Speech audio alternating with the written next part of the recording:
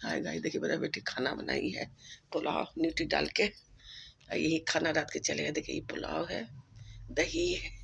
देखिए हम नमक देने जा रही है, लेकिन चावल थोड़ा गीला हो गया। हमको दिखाने आ रहा है, ये कोई नया बात नहीं है, हमको दिखा के दिए। गीला हो गया इसलिए दिखाने आ रहा है। नहीं ऐसी कुछ दिखा दिया है गीला। दिखा दिखाने काम करता है, मम्मी का चमची है फ्रेंड्स। हाँ देखिए थोड़ा सा गीला हो गया। नया चावल है फ्रेंड्स, आइडिया नहीं लगा। हाँ कौन चावल है? 24 कैरेट बासमती। 24 कैरेट बासमती का है। ये मेरा आने लगा फर्स्ट दिन। ठीक है बाय। जा रही अब अभी हमको नहीं इसमें अच्छा वो मिला, हम निकाल लेते हैं, वो मिला तो की होता है। हम बेले बेटे अभी नहीं खाएंगे, लास्ट में बर्तन धोखा। बालों वाला बात चला गया।